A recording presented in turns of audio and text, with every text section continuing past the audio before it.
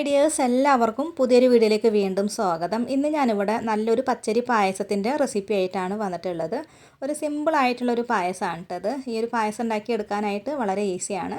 നല്ല ടേസ്റ്റാണ് കേട്ടത് കുടിക്കാനായിട്ട്. അപ്പോൾ നമുക്കിത് എങ്ങനെയാണ് തയ്യാറാക്കിയിട്ട് എടുക്കാമെന്ന് നോക്കാം. അപ്പോൾ അതിന് മുന്നായിട്ട് നമ്മുടെ ചാനൽ ആദ്യമായിട്ട് കാണുന്നവരൊക്കെ ഉണ്ടെങ്കിലും സബ്സ്ക്രൈബ് ചെയ്യണേ. പിന്നെ വീഡിയോ കണ്ടുകൊണ്ടിരിക്കുന്ന സമയത്ത് ലൈക്ക് ചെയ്യാനും കൂടെ മറക്കരുത് കേട്ടോ.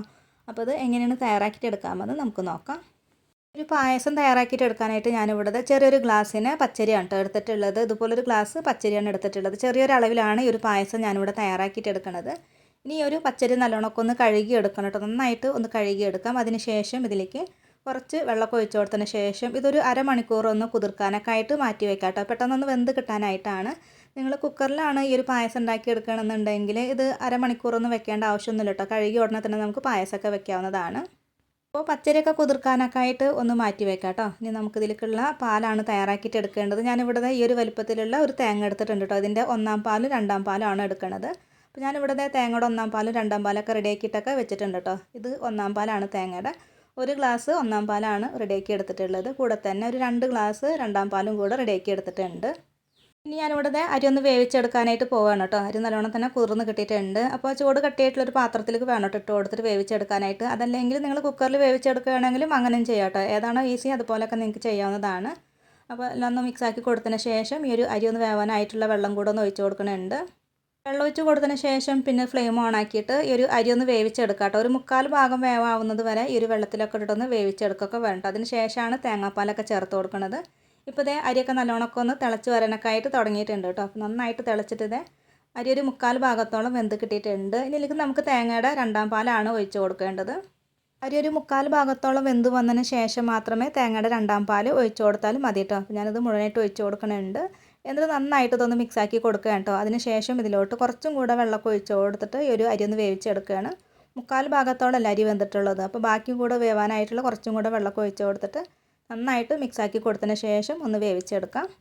രണ്ടാം പാൽ ഒഴിച്ച് കൊടുത്തു കഴിഞ്ഞാൽ പിന്നെ ഇതൊന്ന് ഇടയ്ക്കൊക്കെ ഒന്ന് ഇളക്കി കൊടുത്തിട്ട് വേണം കേട്ടോ ഈ ഒരു അരി ഒന്ന് വേവിച്ചെടുക്കാനായിട്ട്. പിന്നെ ഇതുപോലെ തൈ വെച്ചിട്ടൊക്കെ ഒന്ന് ഉടച്ച് കൊടുക്കുകയാണെങ്കിൽ പെട്ടെന്ന് തന്നെ അരിയൊക്കെ ഒന്ന് വെന്ത് കിട്ടിക്കോളും. ഇപ്പോൾ അരിയൊക്കെ നന്നായിട്ട് വെന്തുടഞ്ഞ് കിട്ടിയിട്ടുണ്ട് കേട്ടോ. ഇനി ഈ ഒരു സമയത്ത് ഇതിലേക്ക് നമുക്ക് ശർക്കര ചേർത്ത് കൊടുക്കുക. ഞാനിവിടെ 3/4 കപ്പോളം ശർക്കരപ്പൊടിയാണ് ചേർത്ത് കൊടുക്കുന്നത്. ഇതിന് പകരമായിട്ട് നമുക്ക് ശർക്കര ഉരുക്കിയതും ഒഴിച്ച് കൊടുക്കാം കേട്ടോ. പിന്നെ ശർക്കര ഇട്ട് കൊടുക്കുമ്പോൾ അരി നല്ലോണം വെന്തോന്ന് ഉറപ്പ് വന്നതിന് ശേഷം മാത്രമേ ചേർത്ത് കൊടുക്കാവൂ കേട്ടോ. അതല്ലെങ്കിൽ അരി വേവാത്ത അരിയിലേക്കൊക്കെ ശർക്കരയൊക്കെ ചേർത്ത് കൊടുക്കുകയാണെങ്കിൽ പിന്നീട് ആ ഒരു അരി ഒന്ന് വെന്തോന്ന് കിട്ടില്ല കേട്ടോ. അപ്പോൾ നല്ലോണം വെന്ത് വന്നിട്ടുള്ള അരിയിലോട്ട് വേണം ശർക്കരയോ അതല്ലെങ്കിൽ ശർക്കര പാനിയോ ചേർത്ത് കൊടുക്കാനായിട്ട്. ഇവിടെ 3/4 കപ്പ് ശർക്കരയാണ് ചേർത്തതെന്ന് പറഞ്ഞില്ലേ. അപ്പോൾ അതൊരു മീഡിയം മധുരമുള്ളൂ കേട്ടോ. അപ്പോൾ നിങ്ങൾക്ക് നല്ല മധുരമൊക്കെ വേണമെന്നുണ്ടെങ്കിൽ ഒരു കപ്പോ അതല്ലെങ്കിൽ ഒരു 1/4 കപ്പ് വരെയൊക്കെ ശർക്കരപ്പൊടി ചേർത്ത് കൊടുക്കാവുന്നതാണ്. അപ്പോൾ ശർക്കരയൊക്കെ ചേർത്ത് കൊടുത്തിട്ട് ഞാനത് നല്ലോണം മിക്സ് ആക്കിയിട്ട് എടുക്കുകയാണ്. ശർക്കര ചേർത്തുണ്ടാക്കി എടുക്കണ ഏതൊരു വിഭവത്തിലും ഒരല്പം പഞ്ചസാരയൊക്കെ ചേർക്കണമെന്നല്ലേ. അപ്പോൾ ഈ ഒരു പഞ്ചസാര ചേർക്കണത് എന്തിനാണെന്ന് വെച്ചാൽ ശർക്കരയുടെ ആ ഒരു കുത്തൊക്കെ ഒന്ന് പോയി കിട്ടാനായിട്ടാണ് കേട്ടോ. അപ്പോൾ ഞാനിവിടെ 1 ടീസ്പൂൺ അളവിലാണ് പഞ്ചസാര ചേർത്ത് കൊടുത്തിട്ടുള്ളത്. ഒരു പഞ്ചസാര കൂടെ ചേർത്തിട്ട് എല്ലാം കൂടെ ഒന്ന് മിക്സ് ആക്കിയിട്ട് എടുക്കുകയാണ്. ഇതിലോട്ട് ഞാൻ 1/2 ടീസ്പൂൺ അളവിൽ നല്ല ജീരകത്തിൻ്റെ പൊടിയാണ് ചേർത്ത് കൊടുക്കുന്നത്. ഇത് മസ്റ്റായിട്ടും ചേർത്ത് കൊടുക്കണം കേട്ടോ. എന്നാലാണ് ഈ ഒരു പായസത്തിന് നല്ലൊരു മണക്കം ഉണ്ടാവുള്ളൂ.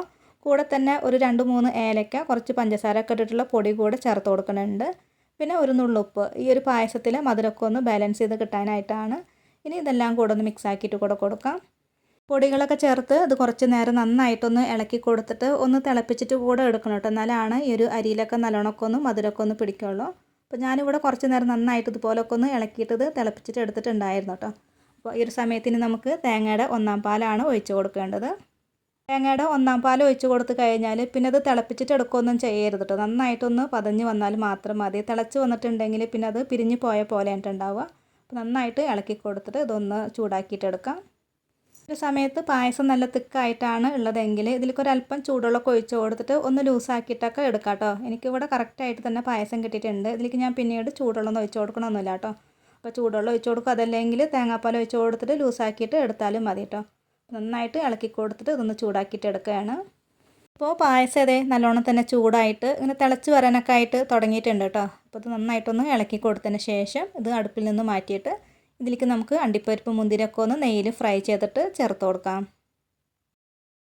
അണ്ടിപ്പരിപ്പ് മുന്തിരിയൊക്കെ ഇട്ടിട്ട് ഫ്രൈ ചെയ്തിട്ട് എടുക്കാനായിട്ട് പാനിൽ കുറച്ച് നെയ്യ് ഒഴിച്ച് കൊടുത്തിട്ടുണ്ട് കേട്ടോ. അതിലേക്ക് അണ്ടിപ്പരിപ്പാണ് ഇട്ട് കൊടുത്തിട്ടുള്ളത്. നല്ലോണമൊക്കെ ഒന്ന് മൂത്ത് വന്നതിന് ശേഷം പിന്നെ അതിലേക്ക് കുറച്ച് ഉണക്ക മുന്തിരി കൂടെ ചേർത്ത് കൊടുക്കുന്നുണ്ട്. ഇത് രണ്ടും കൂടെ നല്ലോണമൊക്കെ ഒന്ന് കളറൊക്കെ ഒന്ന് മാറിയിട്ട് ഇങ്ങനെ മൂത്ത് വന്നു കഴിഞ്ഞാൽ പിന്നെ നമുക്കിത് പായസത്തിലേക്ക് ഒഴിച്ച് കൊടുക്കാം കേട്ടോ. ആ ഒരു നെയ്യോട് കൂടിയിട്ടാണ് ഒഴിച്ച് കൊടുക്കേണ്ടത്. അപ്പോൾ ഇത്രയേ ഉള്ളൂ കേട്ടോ. വളരെ ഈസി ആയിട്ട് ഉണ്ടാക്കിയെടുക്കാൻ പറ്റിയിട്ടുള്ള നല്ലൊരു പായസമാണ്.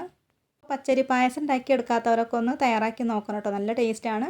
അപ്പോൾ എല്ലാവരും ഉണ്ടാക്കി നോക്കുക. അപ്പോൾ ഇന്നത്തെ വീഡിയോ എത്ര ഉള്ളൂ, എല്ലാവർക്കും ഇഷ്ടമായിട്ടുണ്ടെന്ന് കരുതുന്നു. അപ്പോൾ ഇതുവരെ വീഡിയോ കണ്ട് സപ്പോർട്ട് ചെയ്ത എല്ലാവർക്കും ഒരുപാട് നന്ദി. നമ്മുടെ ചാനൽ ആദ്യമായിട്ട് കാണുന്നവരൊക്കെ ഉണ്ടെങ്കിൽ ഒന്ന് സബ്സ്ക്രൈബ് ചെയ്യണം. പിന്നെ ലൈക്ക് ചെയ്യാനും ഷെയർ ചെയ്യാനും കമൻറ്റ് ചെയ്യാനൊന്നും മറക്കരുത്. അടുത്ത നല്ലൊരു റെസിപ്പി വീഡിയോ ആയിട്ട് വീണ്ടും കാണാം.